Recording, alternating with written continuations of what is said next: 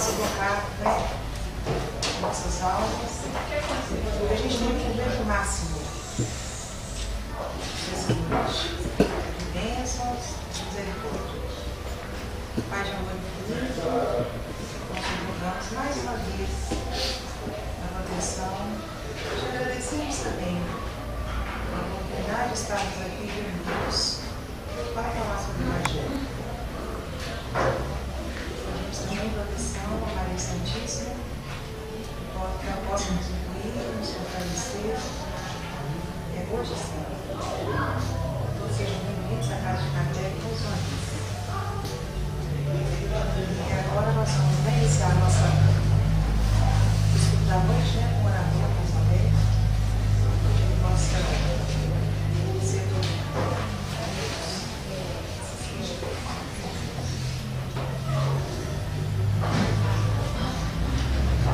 Caríssimos companheiros, boa noite para todos. Boa noite. Que Jesus nos abençoe. Que possamos, em mais esse encontro, nos integrarmos através das vibrações do Evangelho, do cristianismo, na sua pureza. Que essa reunião possa nos auxiliar não só no entendimento em torno da doutrina espírita, mas também nos fortalecer quanto aos nossos desafios na senda da redenção. Nós vamos retornar ao estudo do Livro dos Espíritos, que é a obra básica da doutrina espírita, livro que foi editado em 18 de abril de 1857. Nós estamos trabalhando na segunda parte da obra, no capítulo 4, intitulado Pluralidade das Existências, exatamente no tópico Encarnação nos Diferentes Mundos. Na última semana, nós trabalhamos a questão 181. E hoje nós vamos iniciar com a questão 182. Mas, aliás, vamos fazer a releitura da pergunta 181.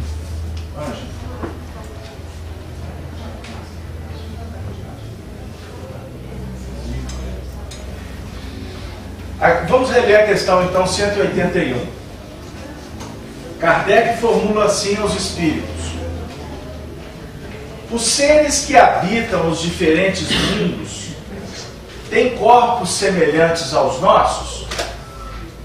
Resposta: sem dúvida eles têm corpos, porque o espírito precisa estar revestido de matéria para atuar sobre a matéria. Mas esse envoltório é mais ou menos material, conforme o grau de pureza que chegaram os espíritos.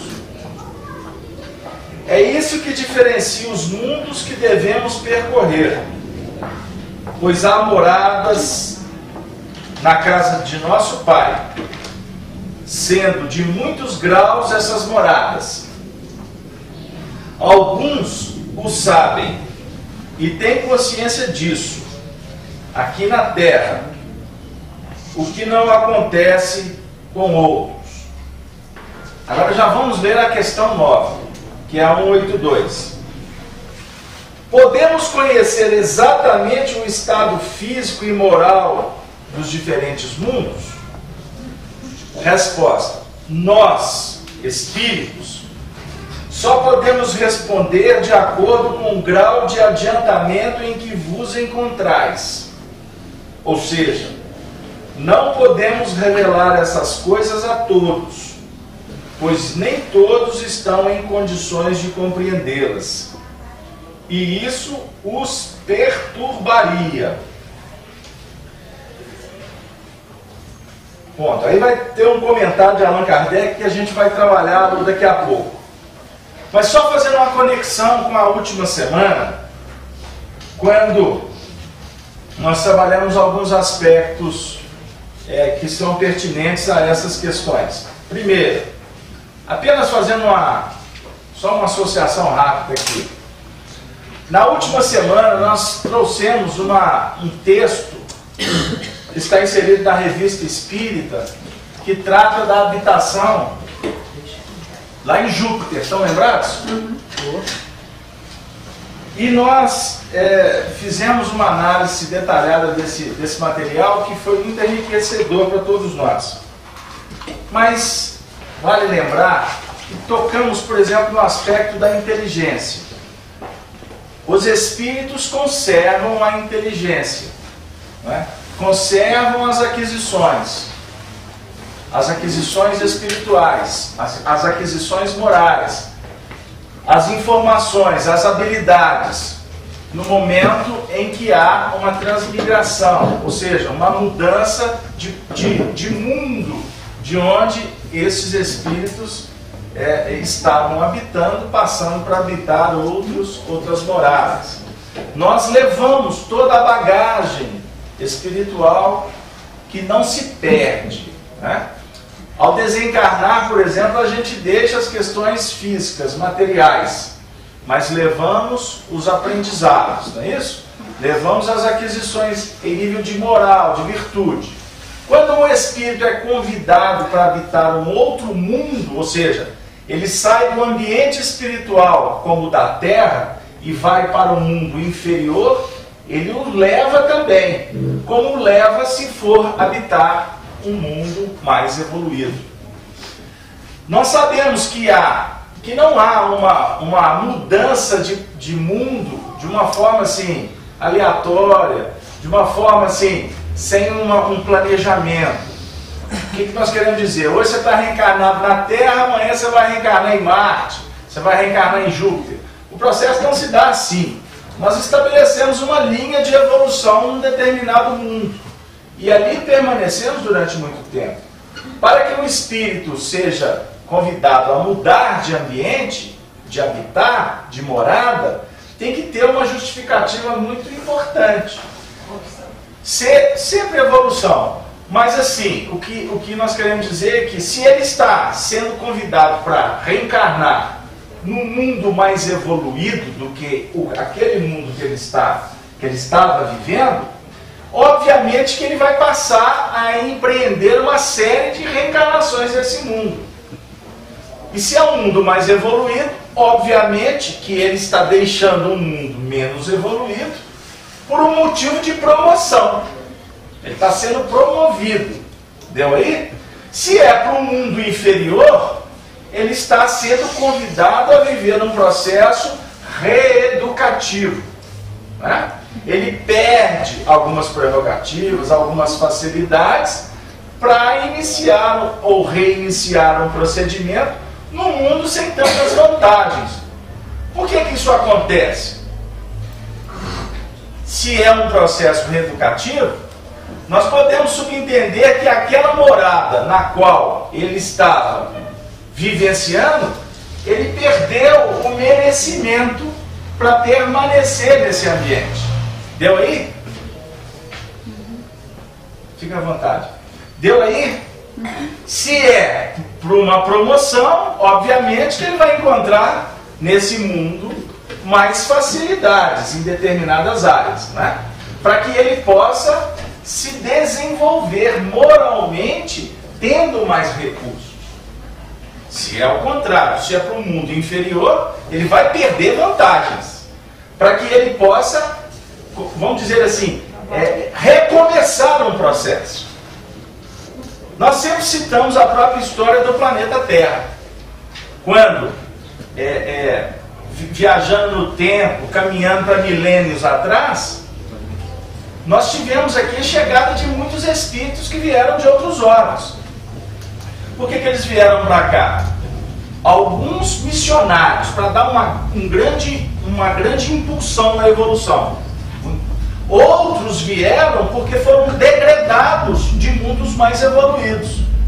E ao chegarem aqui, encontraram um planeta Terra primitivo, sem tecnologia, sem recursos do campo do saneamento, da sociologia, da economia, etc, etc. Chegando aqui num estágio inferior, para esses espíritos degradados, a chamada raça adâmica, simbolicamente no texto do Antigo Testamento está definindo que eles foram expulsos do paraíso, né? Comeu uma maçã lá, né, seu Fernando? E aí o programa todo começou aí, não é? Isso é simbólico, esse texto. Maçã que é pé do pato. É simbólico, não é? Então, quando Deus disse para Adão para que ele pudesse comer, ele poderia comer de todos os frutos da árvore do jardim, ele está definindo assim um momento em que o Espírito recebe uma outorga, vamos dizer assim, uma ampliação, para que ele, ou uma abertura de um campo de trabalho para que ele exercite o seu livre-arbítrio. Mas, exercitando o livre-arbítrio, a própria providência divina coloca alguns limites.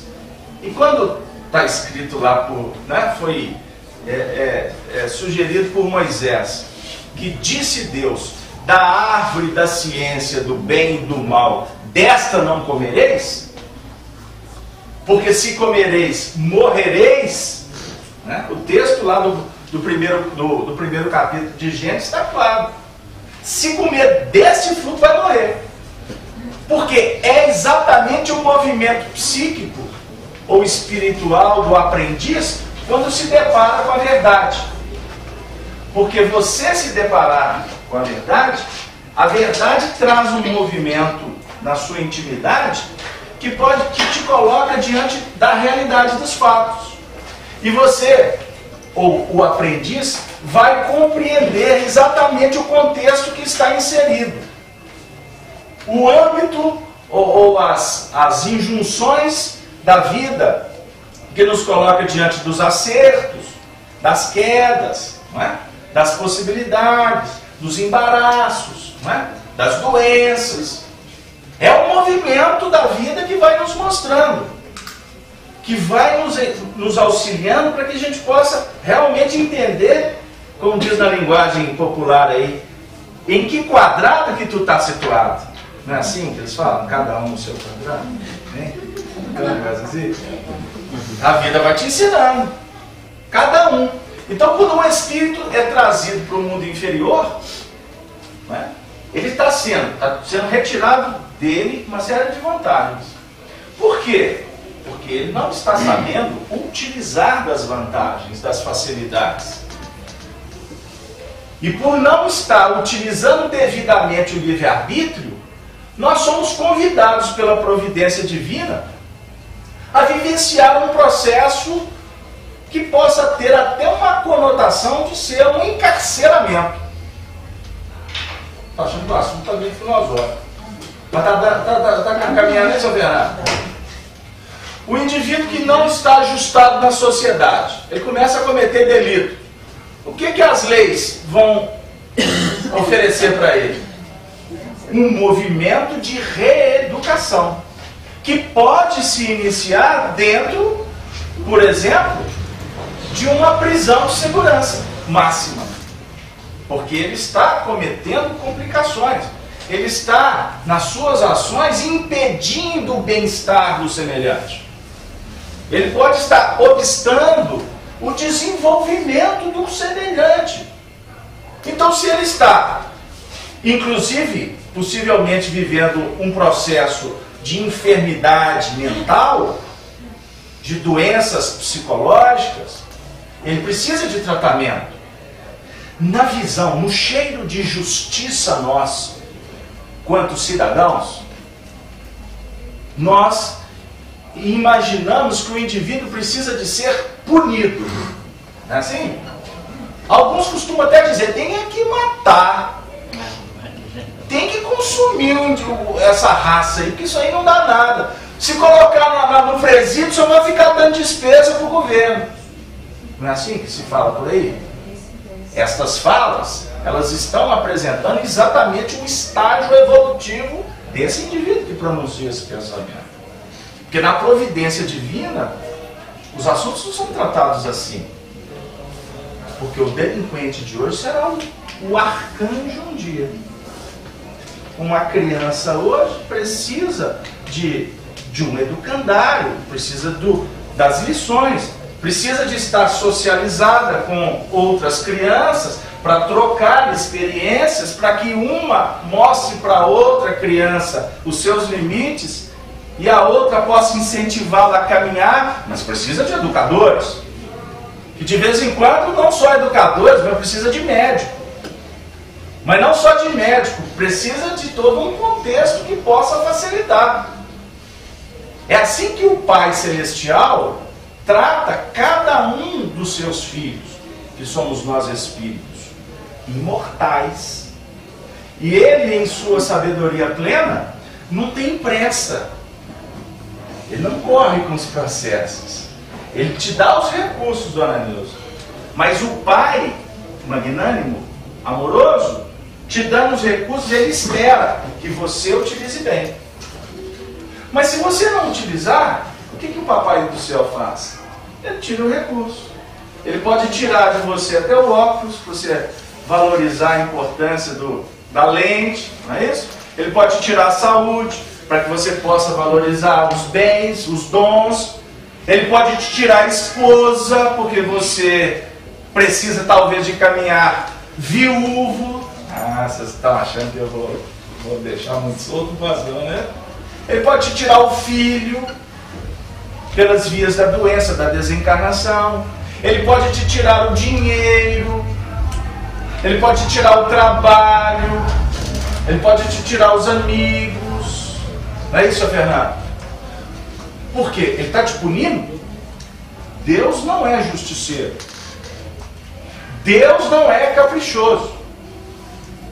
Deus não perdoa.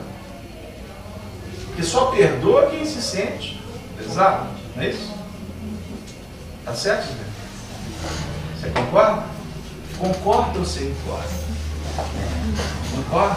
Ela falou, não é tanta mansuetude, até pediu. É tão bom ouvir as expressões dela. Então Deus não pune. Mas Deus nos coloca na condição de entendermos que precisamos evoluir. Sede vós perfeitos, como perfeito é o vosso Pai Celestial, disse Jesus. E você sabe em que momento que ele falou para a gente ser perfeito? No final do capítulo 7 das bem-aventuranças. O último ensinamento dele é assim: amai os vossos inimigos. Depois que ele fala para a gente amar os inimigos, ele fecha o sermão da montanha dizendo: portanto, sede perfeito como perfeito é o vosso Pai Celestial. Então ele coloca a última condição de amar o inimigo, que é o desafio. Não é verdade? Amar o inimigo. Porque amar o amigo, como diz eu escutei outro dia no rádio, o indivíduo falando, é fácil, bebe água, não mastiga água. Isso aqui é fácil. Então, você conviver com um amigo, conviver com quem tu tem afinidade, não é fácil. É fácil ou não é fácil? Conviver com as afinidades, tranquilo. Uma reunião como essa aqui é uma reunião de afinidades. É uma reunião na qual nós estamos todos sintonizados com o mesmo propósito. Somos amigos. Não somos, Cleiton? Graças a Deus. Graças a Deus. Mas assim, vocês vão na minha casa, eu vou na casa de vocês, nós convivemos aí na sociedade? Não, porque nosso ambiente de conviver aqui não significa que a gente não possa conviver lá fora. Entendam bem o que eu estou dizendo. Mas aqui é uma reunião de extrema fraternidade. A gente entra aqui, eu pelo menos assim sinto, tá? Se eu estiver respondendo por vocês de uma forma irreverente, me perdoe. Mas eu entro aqui na casa e saio sempre melhor. Seja fisicamente, seja em nível de humor, não é? Emocional, espiritual. Espiritual nem se fala. Mas me sinto muito bem, principalmente por vê-los. Como é que a gente começa a reunião fazendo a prece? Senhor, nos ajude. Em nível do entendimento, nos auxilie a ter clareza. Mas nos ajude também energeticamente, não é verdade? O remedinho aqui que a gente não está vendo, passe, né, espiritualmente, os amigos espirituais que chegam conosco, que eles possam receber também. Mas eu sempre digo, mas que possamos sair daqui alimentados. E a alimentação só é possível pelo veículo chamado fraternidade. Quando Jesus se intitula o pão da vida, eu sou o pão da vida, ou eu vos dou o pão da vida, ele está dizendo simbolicamente que ele oferece amor. E o amor, como diz André Luiz no livro Nosso Lar, é alimento, não é isso, Glaucio? Amor é alimento da alma. Quem ama está nutrido. Quem ama verdadeiramente está imune. Quem ama não precisa perdoar, não precisa. Quem ama, ama. Quem ama está feliz, não tem depressão. Não, mas eu estou feliz. Eu não amo. Verdade. Quem ama não é violento. Não tem justificativa para ser violento. Quem ama está no centro. No centro espírita, Rita? Nada disso. Quem ama está no caminho do centro. Está no caminho do equilíbrio. Está tranquilo. Ó, a dificuldade está lá fora, em cima dele. Mas ele ama. Ele não exige. Quem ama existe, Fernando? Quem ama faz um arroz e fica esperando que todo mundo diga que o arroz está gostoso? Não. Uma fofoca fraterna. Dona Nilza! Vou entregar a senhora, Dona Nilza. A Dona Nilza! Eu falo tanto de fazer arroz, né? Que a gente tem que treinar, tem que evoluir em todo sentido. Aí a Dona Nilza, uma quarta-feira aqui, Cláudia, ela virou e falou assim: Casalberto, isso é verdade. Tanto é verdade que você fala tanto de arroz que eu já comprei a panela. Ela ficava falando aqui na reunião que nunca fez arroz, mas eu falo tanto que a gente tem que trabalhar as habilidades que ela empolgou e já comprou a panela. Só falta o tempero. Eu falei pra ela, o tempero a gente ensina. Calma, primeiro. Mas é devagar. Primeiro tem que comprar a panela. Depois o fogão. Primeiro a gente tem que então. Primeiro o fogão, depois a panela. A Rita vai comprar. Depois tem que comprar o fogão. Virou graça. Primeiro o fogão, depois a panela. E o tempero misturado com arroz. Primeiro a gente precisa de entender. Voltando. Capítulo 8 de João, versículo 32. Conhecereis a verdade vos libertará. Quem não conhece, sofre. A humanidade está sofrendo porque não conhece. Nós estamos sofrendo porque não conhecemos. Não pense vocês que a gente conhece. Nós estamos lutando para conhecer, não é isso, Fernando? Cai lá a ponte em cima do indivíduo. Por que a ponte caiu em cima dele? Nós estamos aqui nessa busca. Por que minha vida está com tantos atropelos?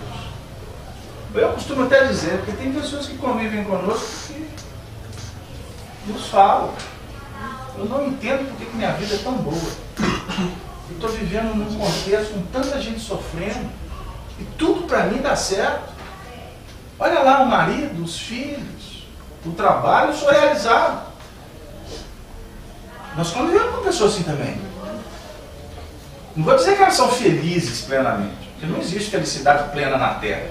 Kardec define, é o top. Nosso mundo é um mundo de prova e expiação. Como é que eu posso vislumbrar felicidade plena aqui? Mas, enfim, seja na escassez ou na abastança, estamos sendo convidados a entender. Porque nós vamos respondendo, conforme a própria questão, né, de acordo com a nossa posição moral, aliás, de acordo com a nossa posição espiritual. Essa é a resposta da vida. Então, quando um espírito vai habitar num mundo superior, ele só vai porque ele é merecedor. Jesus, quando fala da parábola das bodas, ele diz assim, que o Senhor convida: vinde a mim, vinde às bodas. O convite para o mundo espiritual é para todos. Não tem capricho. O convite para a evolução, dona Nilce, é para todos. Capítulo 11 do Evangelho de Mateus, versículo 28. Vinde a mim, todos vós que estáis cansados e oprimidos, que eu vos aliviarei. É para todos. Só que, para atender o convite, o indivíduo tem que se fazer merecedor. Porque não é fácil. É complexo. Vir a essa reunião aqui para muitos foi muito difícil. Quantos problemas que nós tivemos para não vir à reunião? Até a gripe apareceu negócio. Né? É o problema, é o trânsito, é as influências espirituais. Eu estava conversando com um companheiro de médico, que era evidente. Ele falou que estava saindo de casa para a reunião. Ele viu o painel espiritual em torno dele assim. Ele falou que era como se tivesse vários anéis, né? Como se tivesse assim, várias barreiras. Ele foi enxergando vibratoriamente. Estava ele sozinho em casa. Para sair, ele falou que ele não conseguia andar dentro de casa. Aí chegou num ponto que ele falou assim: peraí, gente, o que está acontecendo? Vou fazer uma prece. Ele procurava a chave, não achava a chave, o telefone tocava, e o tempo foi passando, e ele tinha que chegar para a reunião, ele tinha um trabalho de expressão no que reporta ao atendimento espiritual, a corações, a espíritos. Porque o nosso trabalho aqui no Centro Espírita é para atender. Aqui é hospital, embora seja escola também. Aí ele falou que ele foi ficando ansioso, ele é um tanto quanto compulsivo, né? Coisa que médium não é, né? Médium não é compulsivo. Médium não é hiperativo. Médium não fala demais. Né? Ele percebeu que ele estava em conexões complicadas. Aí ele resolveu fazer uma prece. Parou. Quando ele fez a prece, aí abriu o ambiente espiritual. Aí foi quando ele percebeu que tinha uma série de entidades espirituais que estavam ali a postos para impedir que ele viesse à reunião espírita. Ou à reunião do Evangelho. Vamos falar assim. Uma companheira nos procurou aqui mais cedo com um coração dilacerado. Eu vou falar para vocês não viram quem é e já foi até embora. Por conta de uma criança. Que os médicos não conseguem diagnosticar a causa do problema. E que intuitivamente ela percebe que tem alguma coisa a mais. E veio aqui. Ficou aqui 15 minutos, foi o suficiente para ela respirar fundo e falar assim: muito obrigado, que Deus me abençoe. Se eu não voltar aqui, eu já fiquei feliz. Quer dizer, por que essa mãe entrou aqui? Por que os espíritos trouxeram? Chegou a hora dela.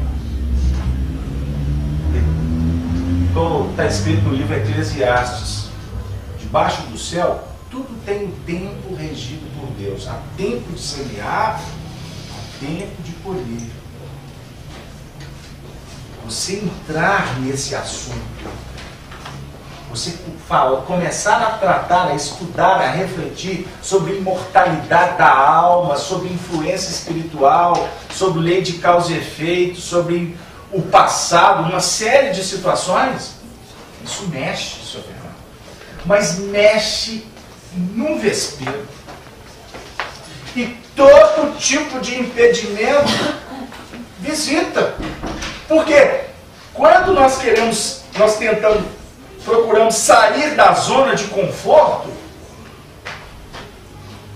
isso tem repercussões no imaginável. Isso costuma alterar o procedimento familiar.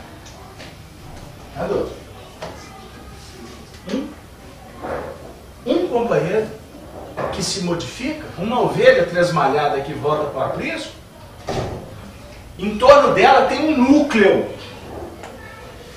Outro dia eu comentei aqui com um companheiro aqui, ele ficou até assim, depois me procurou para querer mais esclarecimento nesse assunto.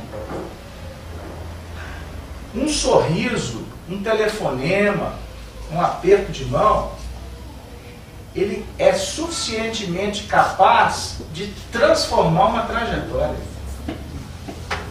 Uma frase maldita, ela costuma fechar a porta para uma relação, por exemplo, de dois corações, que pode não se reajustar numa existência. Uma precipitação, uma atitude ríspida, você não sabe como é que o outro coração vai receber isso. E pode ali fechar a porta. E duas pessoas não se falarem nunca mais.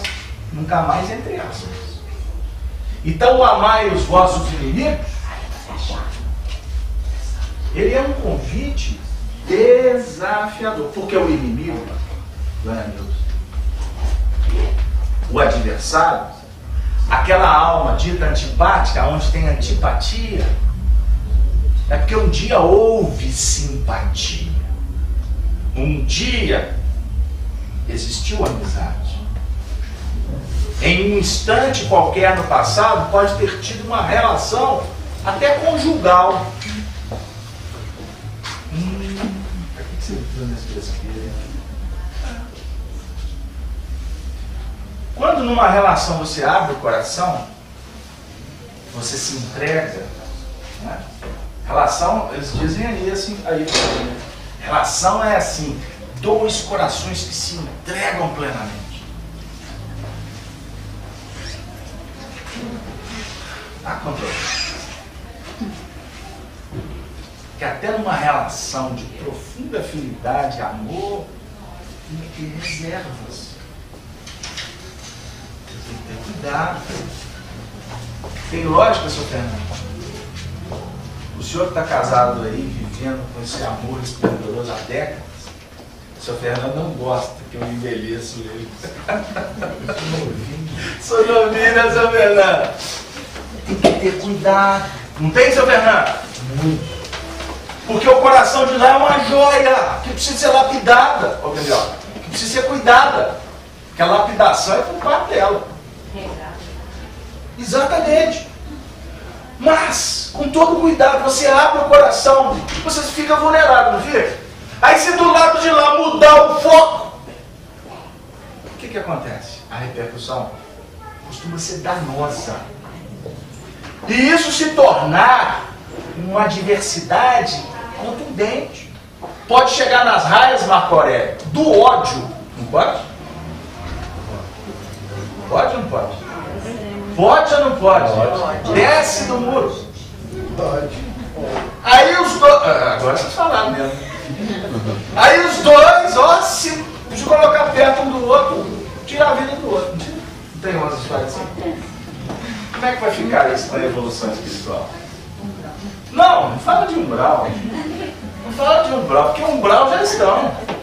Porque quando tem ódio, quando não há respeito, quando não há cuidado, isso já é um umbral. Ou já é o inferno, né? Então vamos cuidar dos espíritos, quando fala umbral. Eu só muda o inferno para o umbral, só mudou a terminologia. E não é assim. É o que acontece com o adversário. Eles vão se reencontrar. É da providência divina. É da lei. Causa e efeito. Como que eles vão se reencontrar? No tempo certo. Na hora exata. Pode ser agora na reencarnação posterior, pode ser daqui a alguns séculos. Pode ser daqui a alguns milênios. Então cuidado quando você for falar daquela pessoa lá da sua família, hein? Ou com aquele vizinho que você não consegue nem olhar para a cara dele. Cuidado, porque pode ter sido, ó, irmãozinho de leite. Né? Aquela que você chama de jararaca, pode ter sido, ó, sua filha, sua esposa. Pode ou não pode? Pode. Hein? Pois é. Então, eu estou brincando aqui, mas ao mesmo tempo o assunto é sério. Estou gostando de ver sério. muito sincera, coisa boa. Pois é. Sabe por quê? Eu não estou podendo brincar com isso. Não vou ficar analisando quem está do meu lado. Se é adversário, se não é. A gente sabe onde que tem dificuldade. Nós temos que observar o futuro.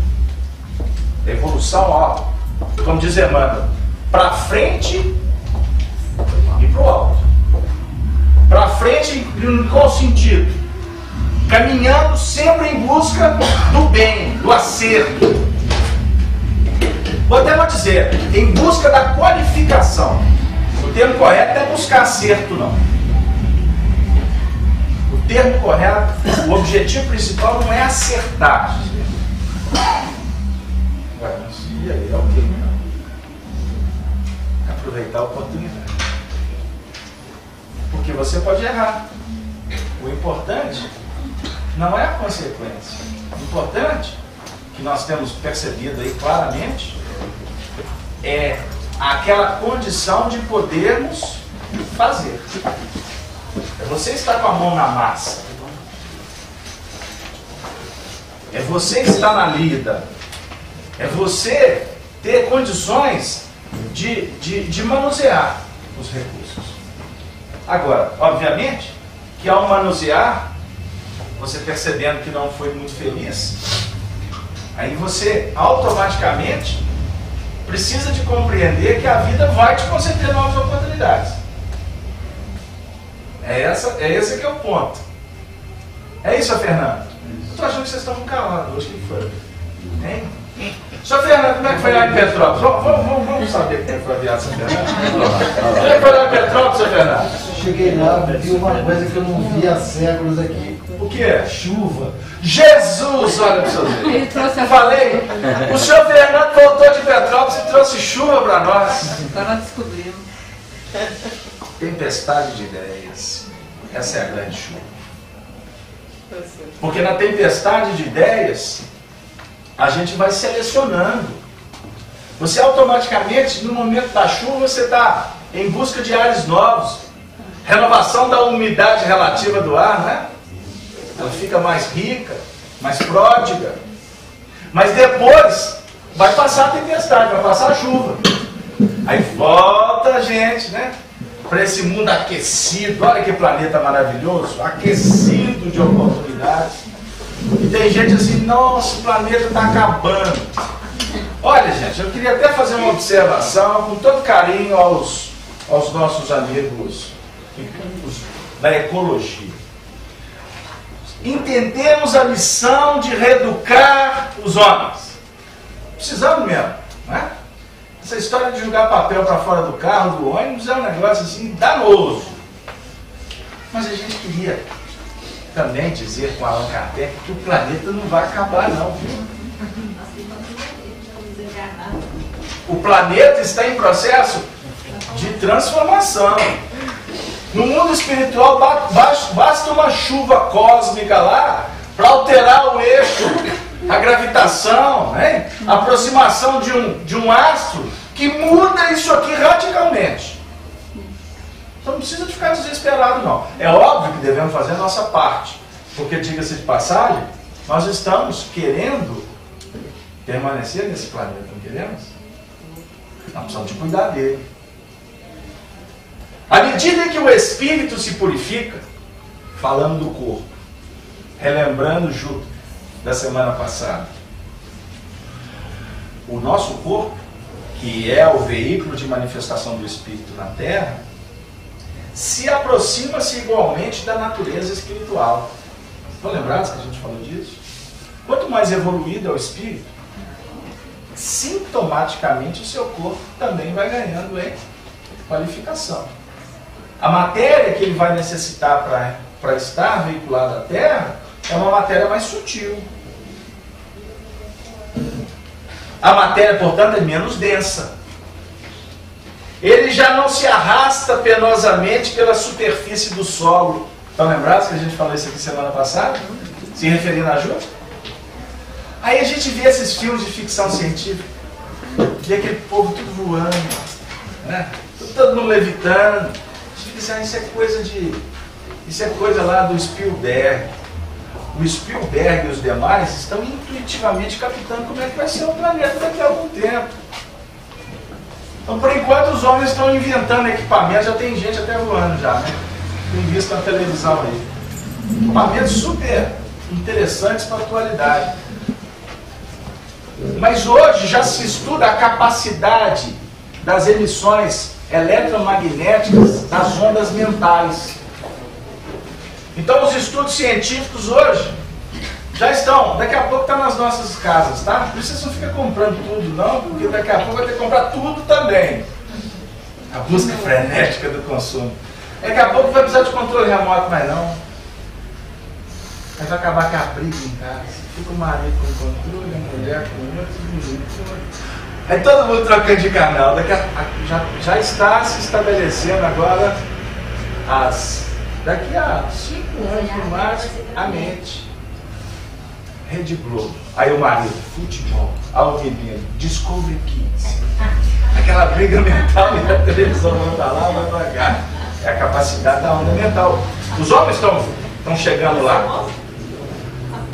Há 60 anos atrás, Emmanuel, através do Chico, no livro Pensamento e Vida, fala para nós que o nosso pensamento, a estrutura dele, ele irradia-se por ondas eletromagnéticas.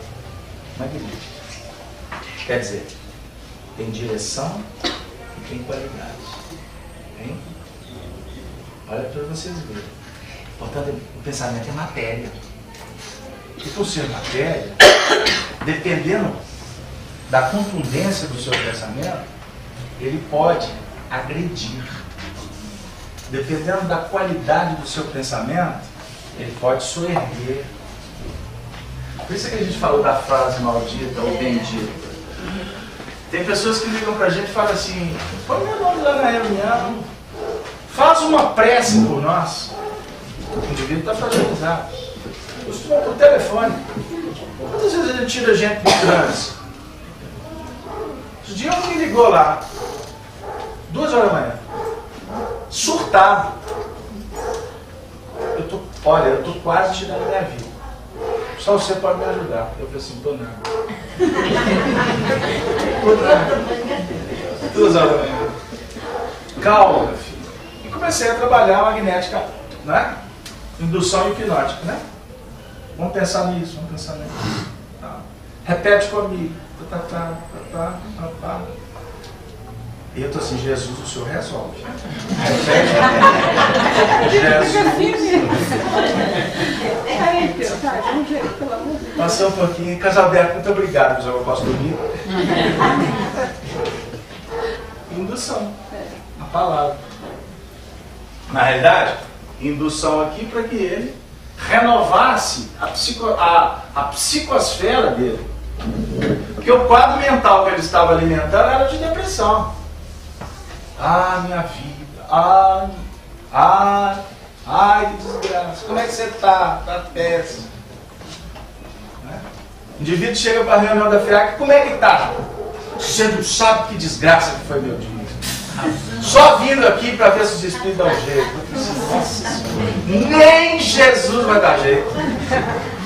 Pois chegou com a onda mental lá, tá encastelado. Gente, nós temos que tomar cuidado com isso. Nós nos nutrimos pela vida mental que nós estabelecemos. É você o responsável pela felicidade ou pela desdita.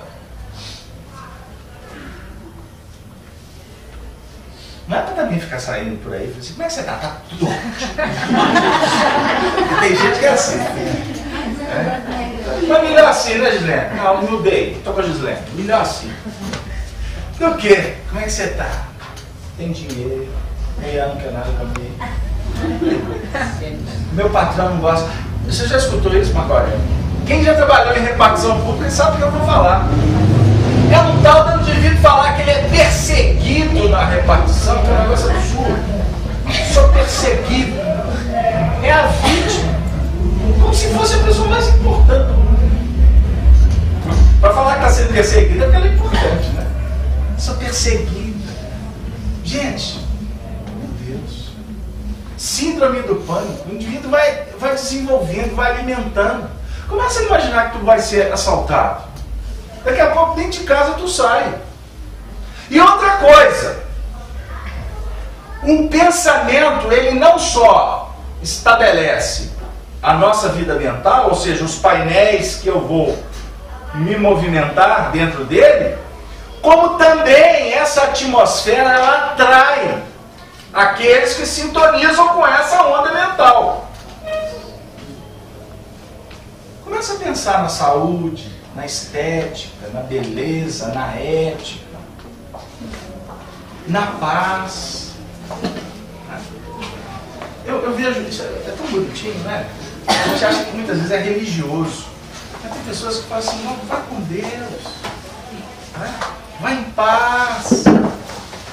A gente não sabe a importância dessas frases. Não é colocar também de boca para fora, não é colocar com sentimento. Eu sinto alguma confidência. Desabafo. A gente utiliza os recursos, né, da internet, das comunicações, do profissionalismo. Quando eu tenho que mandar um e-mail profissional, Glaucio, eu sinto uma falta de escrever assim: Jesus conosco, abraço fraternalmente, despeço na condição de servidor. Me dá uma saudade, e a gente não pode. Porque senão o indivíduo lá de lá fala assim, evangelho. Não vou falar Jesus que é evangelho. Até vou contar uma outra fofoca. Tem um amigo meu que é protestante. Ele fala que os protestantes, né, que são chamados, né, tidos como evangélicos, na realidade eles não são evangélicos. Que evangélico é o espírito. Porque eles são bíblicos. Porque eles citam muito mais o Antigo Testamento do que o Novo Testamento. E nós, espíritas, citamos o Novo Testamento. Então somos nós que somos evangélicos. Ah, tirou um peso nas costas. Por quê que a gente tem tanto isso? É pecado? Nós vemos muito cristão. Mas não precisamos de colocar os termos. Mas podemos colocar a vibração. A vibração. Na casa espírita, a evangelização infantil tem orientação para não usar música do mundo. Música de autores que não são espíritas. Por quê? Porque quando o indivíduo está escrevendo uma letra, ele está impregnando essa obra com aquilo que motiva-o a escrever aquela letra. Então você pode ter uma letra, uma canção muito bonita, mas espiritualmente a gente não sabe o que está por trás dela, entendeu? Pode ser paixão e a letra está falando de amor, entendeu? Vice-versa e vice-versa. Então, na realidade, a gente tem que aprender a trabalhar a sensibilidade para entender o que está à nossa volta. Inclusive para sintonizar ou não. E com isso, as nossas emissões mentais passam a ter, por nós, um trato mais eletivo, mais qualificado. Então, quando a gente fala, por exemplo, de vivência evangélica, a vivência evangélica é que define o seu padrão moral. Não é o que se fala de evangelho. Religioso pode falar, mas não necessariamente vive. O nosso desafio aqui não é só falar, porque o falar é o primeiro passo, como a Gislene lembrou. É viver. Como é que a gente vive o evangelho? Sair pregando para os outros? Não. O evangelho não é para o outro, o evangelho é para mim. Então eu particularmente costumo dizer isso aqui, costumo ir fora ninguém saber que eu sou. Muitos nem sabem que eu sou espírita. Mas por quê? Porque não me perguntaram. E se não me perguntaram, eu não estou interessado. Agora, se me perguntarem qual é a tua religião? Espírita. Você mexe com aquelas coisas? Mexe. Eu tenho uma parente minha que até hoje já fala que eu bato pemba. Assim, como é que tá o pemba? Eu falo assim, jóia. Você faz isso também? Mas só bate o pemba mesmo? A religião não é pro outro. Religião, a etimologia é de religar. Então quem precisa de religar sou eu, não é o outro. Porque se o outro não tem necessidade de religar, é porque está ligado. Entendeu? Então a busca é minha. Ou seja, o desafio ele é pessoal e intransferível. Tanto que eu também falo aqui. Costuma vir um casal aqui para fazer atendimento fraterno conosco. A gente atende as pessoas, né? Aí chegam os dois. Podemos entrar? Porque vem em fila, né? Podemos entrar? Não. Podemos? Não. Qual de vocês vão entrar? Não, nós viemos juntos. Não. Primeiro um ou o outro. Quem vai entrar primeiro? Eu não atendo casal. Por quê? Porque o trabalho de Jesus é com o indivíduo, não é com o casal, não é com a família, não é com a comunidade. Casal Beto, que história é essa? Básico. Porque cada um chegou num momento diferente, vieram de mão dada. Hein, Marco? Desceram a escadinha ali, 2 pombinhos. Mas aqui, cada um tem um histórico, cada um tem uma idade, cada um tem uma necessidade, embora estejam vivendo no mesmo ambiente. Graças a Deus. Porque se despregar o pombinho, você vai perder o ninho. E tem, a vida está nos mostrando, que quem perde o foco de responsabilidade, a ele nem sempre torna. Então, parabéns para quem acha que é só chutar o balde. Parabéns. Porque está, na realidade, só adiando. E as leis dos homens cada vez facultam mais isso. Possibilidades. Quanto mais possibilidades, mais responsabilidade. E nós queremos libertinagem e não queremos dever. Não foi isso que aconteceu na Revolução Francesa quando nós guilhotinamos Luís XVI e Maria Antonieta? A guilhotina foi para representar um grito de liberdade. Mas na realidade não era liberdade, não. Era busca de libertinagem. Tanto foi que em nome de uma tríade sublime, que é lei divina, liberdade, igualdade e fraternidade, isso é lei natural, é lei divina. Kardec estratifica para a gente no Livro dos Espíritos. Em nome da liberdade, da igualdade, da fraternidade, nós promovemos uma noite de terror, ou anos de terror. Não justifica. Em nome do bem, nós destruirmos, nós dilapidarmos, segregarmos. Portanto, vivência do Evangelho está na hora que tu passa a roupa. Olha, ela olhou de lado, esse aqui é o braço. O braço não está aqui não. Vivência evangélica, nós está passando a roupinha do marido. Tem uns que não vivem evangelho passando a roupa do marido, não. Desgraçado, vai pra festa. Que vibração que vai colocar na camisa do indivíduo. Costuma não queimar a camisa, mas ele quebra o carro na esquina ali, bate, atropela, chega na festa, quebra a perna, no dia seguinte tá lá, ela gritando. Vivência do Evangelho, amor do meu coração, que Jesus te abençoe. Eu estou tão feliz de passar a sua roupa. Ei, passa, é sério, é terapêutico. Média que não pode passar roupa. Porque costuma ele estar lá assim, a mente dele está lá, e quando assusta, a camisa de seda foi embora, né, Rita? Não vou deixar pior, não. Não deixou queimar, não? Então a senhora é ótima, só me ensina. Eu ensino a senhora arroz e a senhora me passa roupa. Tá vendo? Como que nos socializamos? Sutilização do campo mental, das vibrações. Este é o caminho dos céus. Onde está o reino de Deus? Lá? Cá? É no coração. Jesus que coloca pra gente. Quando orares, entre para dentro do teu quarto e fecha a porta. E não faça como os hipócritas e os fariseus que vão para a praça dizer amém. A oração é intercâmbio nosso com Deus. E para isso, você pode estar no meio da confusão, cadeira voando para um lado e para o outro, e você está centrado. Senhor, me dê condição de agir conforme prescreve a lei. Prescreve, indica a lei. Sabe qual lei? Está escrito aqui? É a lei da consciência. Questão 621 do Livro dos Espíritos.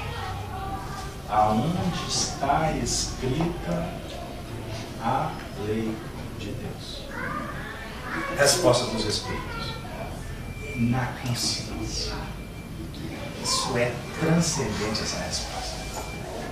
Porque a mesma lei, você vai interpretá-la de formas variadas à medida em que tu for crescendo. À medida em que tu for comendo do fruto da árvore do bem e do mal que Moisés citou e que nós relembramos no início da reunião. Porque quando você perceber a verdade, como diz Jesus para Pedro, quando a gente mastiga a verdade, ela entra na nossa boca como mel, mas ela desce para as entranhas como fel, amarga, dilacera. A gente descobre. Costuma, lá na frente, uma idade mais avançada, eu perceber o tanto de oportunidade que eu perdi. Puxa vida. Mas eu não vi. Não acontece quando a gente está diante do túmulo? Porque para o materialista, ou para quem desconhece, morreu, acabou. A maioria da humanidade, o morrer é fechamento, definição de ciclo mesmo. Que não sabe para onde que vamos. Não é verdade? Se vamos ver de novo. Aí você olha para o caixão que está descendo. Eu costumo bater nessa tecla. Grande parte dos que estão lá estão chorando. Não pelo moribundo que está indo embora. Mas está chorando porque a consciência está assim. Ó. Não aproveitei. Não valorizei. É sim. Ou então estão lá. Né? Quem está descendo lá para a cova abaixo não tem nada a ver com a gente. Nós estamos lá cumprindo uma missão social. Até os Espíritos nos informam, né? Como que nós precisamos de entender aquele momento como um momento sagrado. Principalmente para quem está indo embora, não é para quem está ficando. Embora para quem está ficando, mereçam todo o respeito e carinho. Mas quem está indo embora precisa de amparo. Porque a maioria da humanidade desconhece, então grande parte chega no mundo espiritual sem saber o que está acontecendo. Sofrido, doído. Aí, nos redes sociais, dizem, você viu que está morrendo. Não presta, não morreu. Costuma o defunto aí sentado ali recebendo os dados, ouvindo tudo que estão falando. Não é todo mundo não, tá, gente? Senão vocês vão para os velórios agora e falam assim, papai tá onde? Mamãe, será que está aqui? Não é assim. Isso é misticismo. Mas nós precisamos de entender o que está acontecendo. Mas grande parte daqueles que estão lá, que não tem vínculo com aqueles, ou que talvez estão ali para dar um apoio, enfim, na realidade estão tendo a oportunidade de fazer um exame de consciência. Porque a morte iguala a todos. A morte nos mostra a nossa impotência, entre aspas, diante desse reinado que julgo ser um imperador. Eu domino, eu faço o que eu quero. Não é assim? Aí tem que vir a desencarnação. Ou tem, como nós afirmamos no início, tem que vir a dificuldade, os embates. Aí eu falei assim, meu Deus, e agora? O que será de mim? Não é assim? Aí você cai de cama, que é um outro fator extremamente importante, quando o indivíduo cai da cama, recebe o diagnóstico. Quantos assistiram o filme Nosso Lar? Quantos? Milhares que se colocaram que incorporaram, literalmente, o André Luiz. Aquele pai de família que chegou no mundo espiritual deixando a família nos primeiros movimentos. Quantos não pararam para pensar dos seus próprios desafios? Porque, diga-se de passagem, o André Luiz era um cidadão comum, não era religioso, materialista, cumpridor das suas obrigações, tá? E desenganou.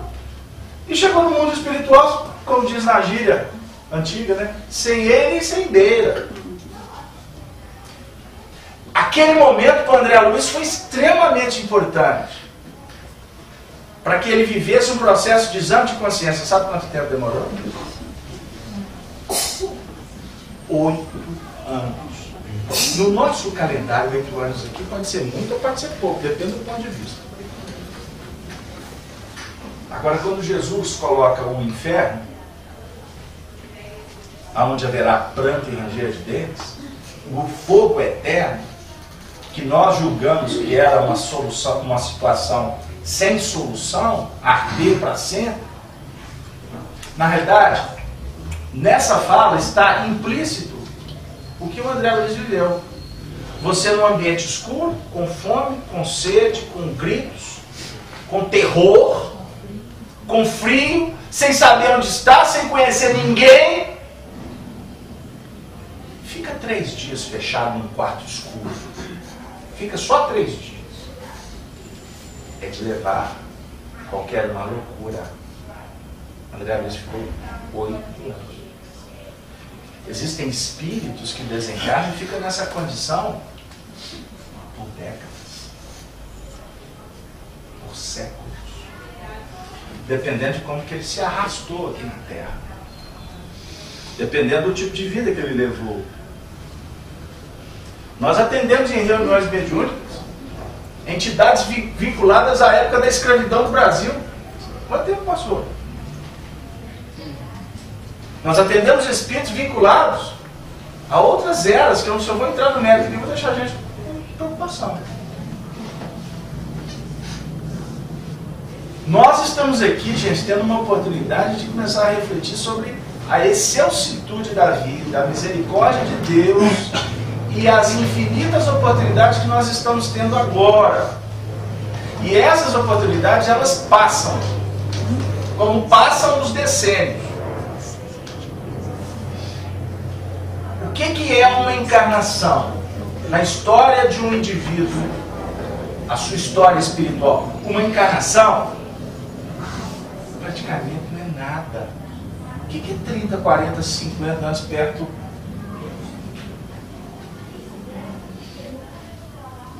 Eu recebi hoje um e-mail. De vez em quando a gente recebe e-mail que presta. Costumo dizer que eu deleto 98%. Mas de vez em quando, dependendo da fonte, é igual o livro, né? Livro você vê a capa, o título, a editora. Quando eu vou me deparar com o livro, eu não abro o livro. A primeira coisa eu vejo é a editora. Quem é o autor, vem no frontispício, vejo a seriedade, o índice. Aí pode até nos incentivar a comprar. Porque você tem que... A gente começa, a vida começa a nos mostrar qual é a fonte boa, né? Qual é o fruto é que fala da árvore. Então tem umas fontes muito legais. E recebemos um e-mail. Porque, diga-se de passagem, até vou dar um outro detalhe. E-mail, informações de internet, costuma ser desvio de foco. Se você for parar para ler tudo que o seu computador abrir para você, você não cumpre as suas obrigações. Costuma ser trevoso. Não é isso? Recebemos um e-mail de uma criança, que eu não vou citar o nome, que viveu alguma experiência pós-morte, ou quase morte, melhor. Aos 4 anos de idade, passou por um drama terrível, né? Entrou num coma para desencarnar e houve um processo de ressuscitamento, enfim. E ela recobrou. Hoje, uma criança de 10 anos de idade, enfim. E essa criança, auxiliada pelos pais, escreveram um livro chamado algo parecido, de que os céus existem, uma coisa nesse sentido. E essa criança, no processo que ela viveu, quando em coma, os médicos lutando para que ela recobrasse, né, a vida, ela acompanhou todo o procedimento em processo de desdobramento. Né? Depois ela quando ela retornou, ela começou a lembrar aqueles movimentos, né, aqueles momentos que ela passou pelas algúrias.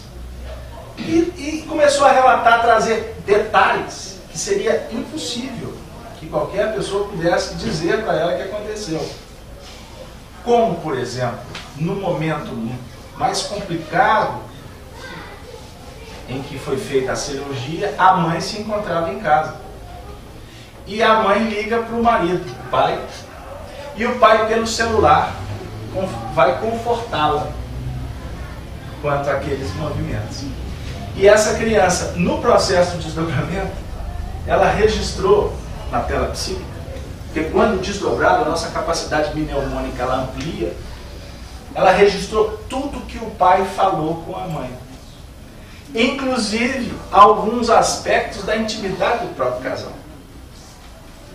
E o que é mais interessante, ela teve contato com o avô, que o avô tinha desencarnado antes dessa criança nascer. E contou, e os pais não tinham o hábito de ficar falando do avô ou da avó, enfim. E ela descreveu de uma forma perfeita o perfil psicológico do avô, que conversou muito com ela durante esse processo. E existem vários outros detalhes, mas o que foi um dos aspectos mais importantes é que essa criança, nesse procedimento também, recebeu a visita de um espírito que se apresentou como uma criança também. E foi este espírito que conseguiu envolvê-la, até por ter apresentado como criança, na mesma faixa etária, levou-a para brincar no jardim de infância do mundo espiritual do hospital. E depois que tudo aconteceu, esse espírito disse para ela assim, que ele estava indo embora. E aí ele pergunta para ela, qual que é o seu nome? Eu disse, não se preocupe com o meu nome. Porque na minha última existência, eu não cheguei nem a ter nome. Porque eu não cheguei a nascer. E quem que era a sua mamãe? Eu disse, a sua mamãe é a minha mamãe também. O seu papai é o meu papai também. Nós somos irmãos. Mas o meu procedimento era apenas para viver um processo junto com a mamãe de adaptação e auxiliá-la. Porque na realidade esse procedimento visava a preparação dela, orgânica e psicologicamente, para receber você alguns anos depois. Então o que para ela foi uma gravidez frustrada, na realidade espiritualmente foi um processo extremamente vitorioso. Então eu queria te dizer que desde quando você nasceu, eu estou do seu lado diuturnamente. Quando ela contou isso para os pais, eles foram extremamente tocados. Porque ninguém, nem da família, sabia que a mãe tinha tido uma gravidez que se frustrou aos 3 meses.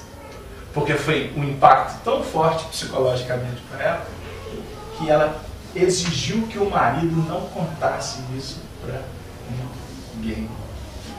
E na realidade, esta revelação veio pela via mediúnica do próprio irmãozinho, recebendo a visita daquele espírito que não chegou a reencarnar, mas que cumpriu uma missão extremamente importante no que reporta ao atendimento daquela família. Por que a gente está falando tudo isso? Porque nós estamos num momento em que esses fatos vão se tornar cada vez mais rotineiro, mas comum. No século XIX, no livro dos Médiuns, quando Kardec traz para nós o primeiro tratado metodológico sobre mediunidade, como que funciona? A relação nossa com os espíritos conosco.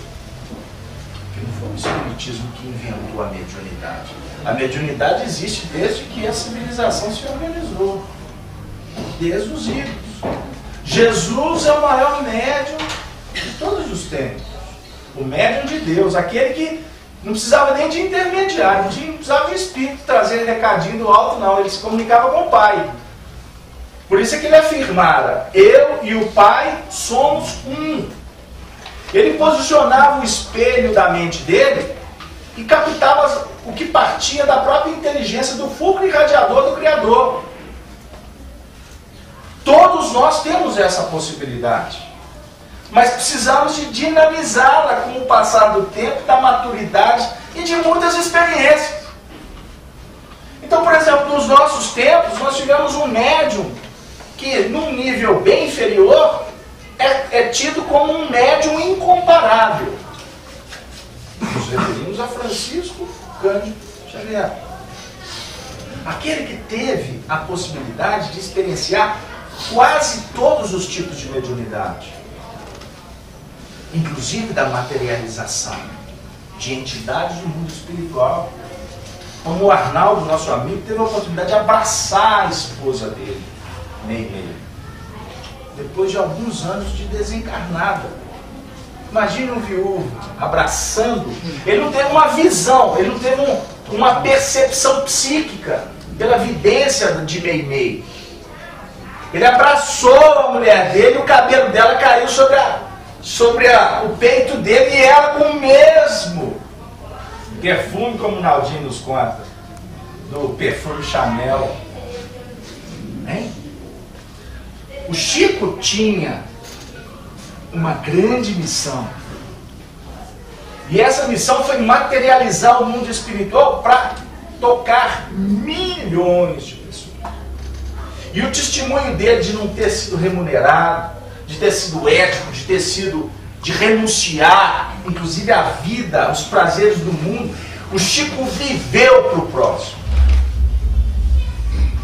Só que lá atrás, Kardec, um século antes de Chico, disse, em vários movimentos da codificação espírita, que num futuro não muito longe, a mediunidade será comum. Porque todos somos médiuns. Todos temos sensibilidade. Uns perceptiva, outros olfativa, degustativa, audiente. Alguns escrevem, né? Não necessariamente uma psicografia mecânica. Os médiuns inspirados. Como é que eu vou dizer que Paul McCartney não é médium, hein, Clay? Acordando às 3 horas da manhã com um acorde no psiquismo, vai ao piano e traz para nós Hey Jude. A letra não tem tão complexo, mas que obra! Captou do mundo espiritual, né? Então, por exemplo, aqui agora eu estou conversando com vocês, é um fenômeno simples da mediunidade. Por que as mensagens, eu costumo bater nisso, por que a mensagem, cada hora uma frase atinge um coração aqui? Sou eu que estou falando essas frases? Óbvio que não. Eu estou aqui, eu costumo brincar com um microfone, um papagaio, eu só repito. Mas para repetir eu tenho que me preparar, eu tenho que estudar, eu tenho que trazer um tema. Aí os espíritos vão adequando para nos ajustar, para dizer assim, todos aqui podem fazer isso. Todos aqui temos sensibilidades que são trabalhadas pelos espíritos e a gente não dá conta. Por que quantas vezes você tira uma frase assim, meio que não sei de onde, e resolve um drama de alguém? Aquela inspiração para enfrentar um leão, conseguia domesticá-lo com carinho. Meu Deus, como é que eu consegui? Não sei. Eu sei que eu fiz uma prece e deu certo. Não é mesmo? Ou porque aquelas intuições, não vai não. Eu acho que não vou não. É porque eu não sei. O trem me falou que um trem. O mineiro fala assim, o trem me falou que eu não ia. Aí chega lá na frente, você tem notícia que o trem desgovernou lá e você podia estar dentro. Quem te tirou do contexto? Não é? Ou por que aquele indivíduo que está no processo da desencarnação natural, no hospital, ou no leito, aí começa a declinar, engraçado, não estou vendo aqui, fulano de tal. Quem? Titia. Tem 70 anos que ele não pronuncia o nome da titia, a titia começa a visitá-lo, né? Aí começa a declinar e começa a trazer aspecto e as pessoas assim, tem alguma coisa. O momento atual é o momento, entendam bem, entre aspas, o que eu vou dizer, da vulgarização, no sentido superior da palavra. Né? Porque não é a vulgarização no sentido da mediunidade se tornar vulgar, mas ela ser massificada. Isso está escrito no livro Atos dos Apóstolos. Naqueles tempos, crianças, né? Os velhos terão sonhos, crianças terão visões, né? Falaremos outras línguas, porque o mundo espiritual ele está cada vez mais pungente, mais materializado, se eu posso dizer assim, entre nós, mais acessível.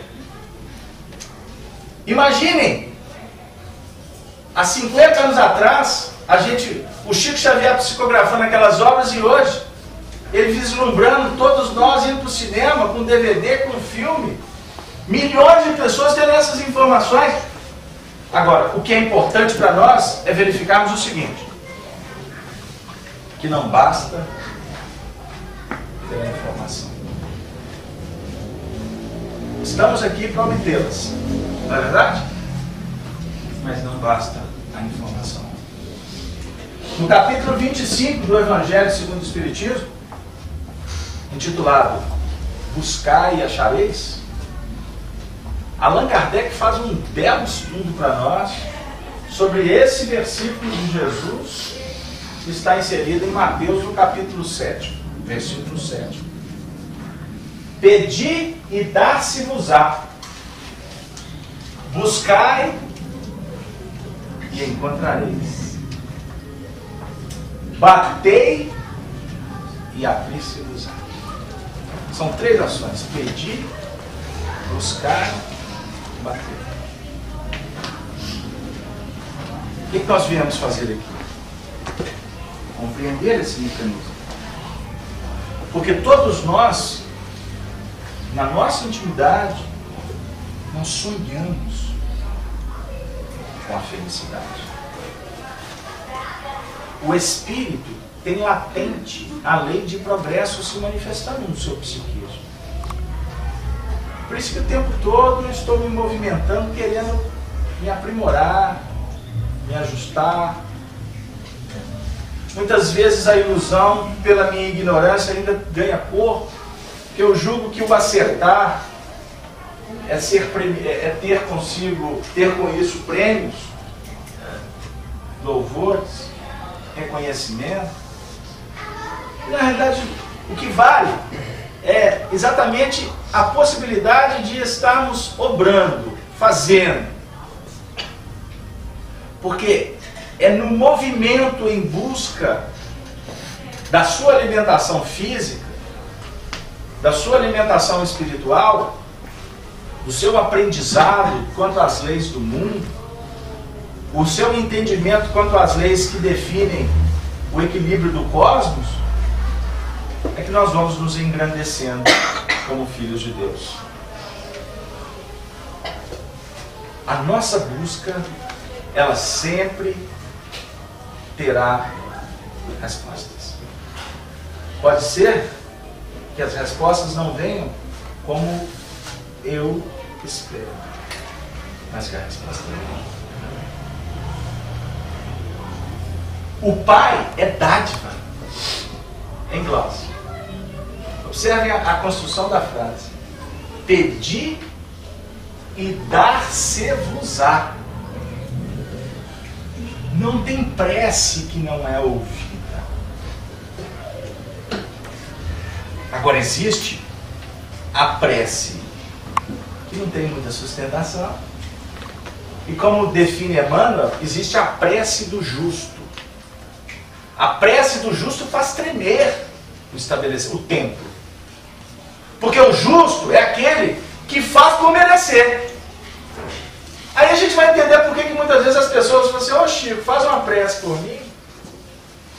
Até no sentido de transferência: ô Chico, você tem mais mérito que eu, me ajuda aí. Está errado? Não, é um movimento natural. Mas ao invés de transferir, por que nós não procuramos observar que nós podemos sintonizar com a fonte irrigadora da vida? Pois tu é filho. Deus é espírito, nós somos espíritos. E o espírito pode alcançar o Criador pelos veículos do sentimento. Então comecemos a pensar sobre as nossas necessidades e verificar se elas são necessidades mesmo, Sr. Fernando. Porque muitas vezes o nosso pedido ele está muito mais voltado para movimentos que na realidade são extremamente transitórios. Eu não costumo brincar com vocês aqui, quem já está aqui mais tempo sabe. Eles cortaram a minha possibilidade de ganhar na loteria. Porque todo mês eu ia na loteria para fazer uma carga no meu telefone. Agora não é mais não, é na conta. Acabou a graça, Sr. Fernando. Não dá nem para me contar esse caso mais. Porque uma vez eu ia lá por mês. Deixa eu contar esse caso. Aí, você conhece aquele ator americano? Jacques. Eu ia com a carga no telefone, na loja da loteria. Aí Jacques, que eu estava lá,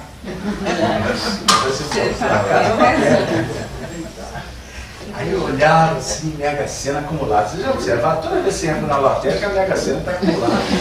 Já viu um negócio desse? Tentação. Aí eu ficava assim: gente, tô precisando levantar aquele prêmio da FIAC. Olha que papo furado.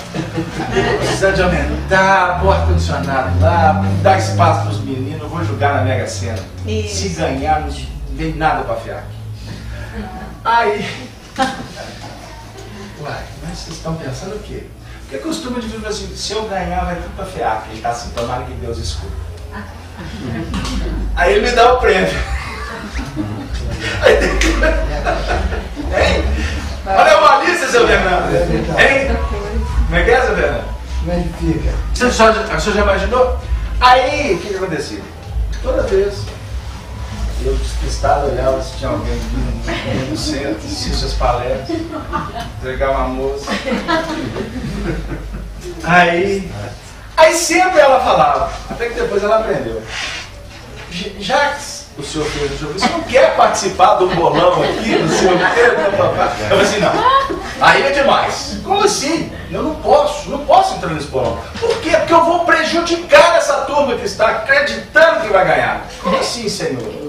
Olha, minha filha, eu na realidade estou fazendo esse jogo, mas eu peço a Deus que não deixe eu ganhar. Porque se eu ganhar, eu estou na água. Ganhar na Mega Sena é 3 mil anos de umbral. É reencarnação, tudo jogado para fora. O lixo. O meu mentor espiritual, coitado, a carequinha, velhinha, aqui, deve ser, ai, eles não tomam jeito. Imagine o meu pupilo, gente boa, ganhar na Mega Sena, não deixa não. Então se eu jogar no bolão, eu vou prejudicar eles. O que eu não quero para mim, eu não quero para eles. Aí meu mentor espiritual é tão bondoso que agora vem na conta, não tem que ir mais na loteria. Para viver aquela vontade de ganhar, seu Fernando. Então é o seguinte, A internet. você sabe por quê?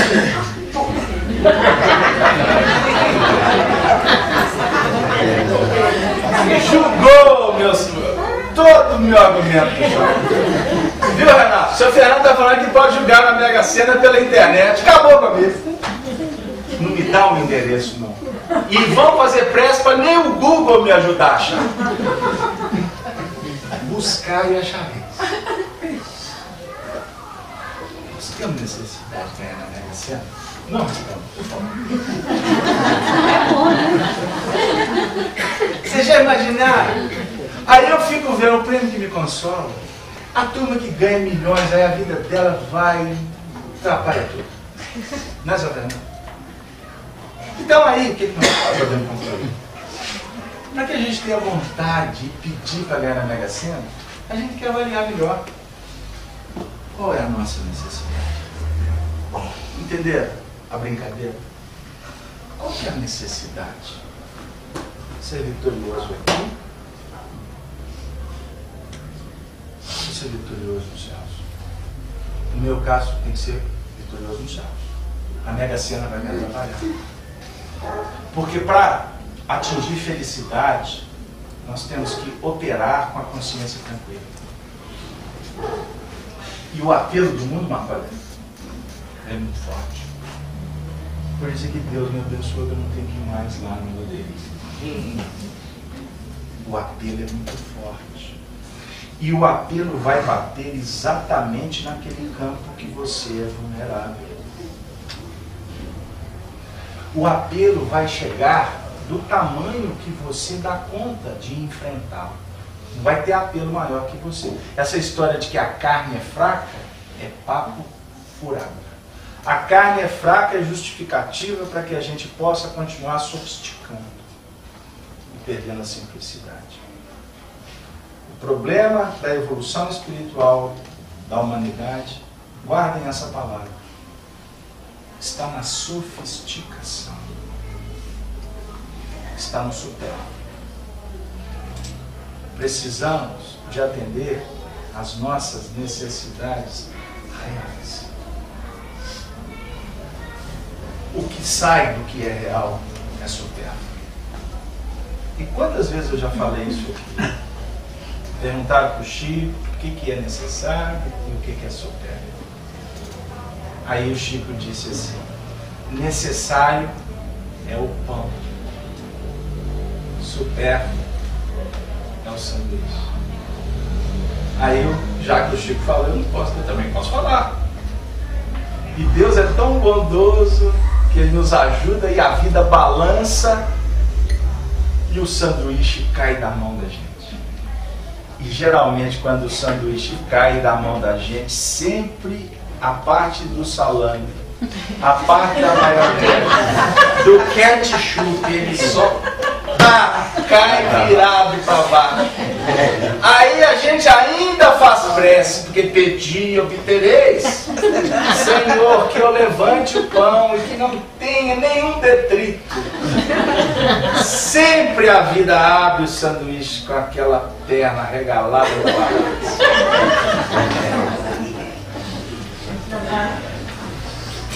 Amiga barata. Porque quem busca encontra. Guardemos isso. O Leão Zay falava aqui para nós nas palestras aqui há uns 20 anos atrás. Quem procura, acha. Acha o que procura. É da lei. Portanto, aprendamos a bater, a abrir em coerência. Então, só nos resta selecionar, para que a busca seja justa, para que o pedido seja elevado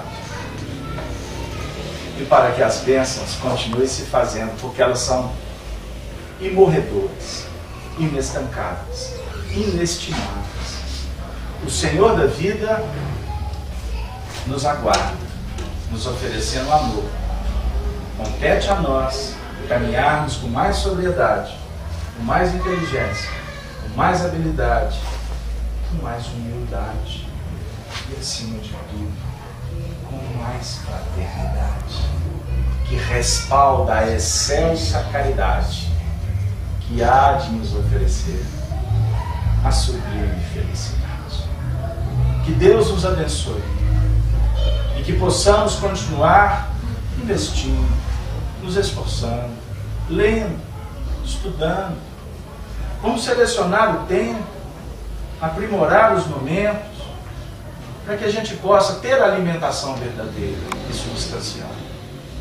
Porque se devemos caminhar na horizontal do mundo, não podemos olvidar da necessidade da horizontal, da verticalização, da busca da intuição, do amparo, do apoio espiritual para esse momento tão importante de nossas vidas. E na horizontal que a cruz nos oferece, abracemos-nos uns aos outros, como amigos, como irmãos, como servos, como discípulos do único Mestre, Jesus, o guia, o modelo da humanidade. Que Jesus, nosso irmão maior, esteja conosco, abençoando as nossas famílias e que a gente possa representá-lo nos momentos mais singelos, no silêncio, no sorriso, no apoio, mas sempre com presença divina. Porque a nossa presença, ela é divina também para muitos corações. Tendo a presença de Jesus, a nossa presença estará sendo mais qualificada para aqueles que esperam um pouco mais dos nossos corações. E assim, nós nos despedimos, agradecidos pela paciência, pelo carinho, pelo convívio, rogando a Deus que nos conceda outras oportunidades. E nós nos despedimos também desses corações que têm nos acompanhado nas mais variadas partes, nos mais distantes rincões, em cidades aqui no Brasil, em outros continentes, que possamos entender que as distâncias não separam as almas. Portanto, oremos juntos para que o mundo se transforme, para que o Evangelho seja a base dos tempos vindouros. E assim,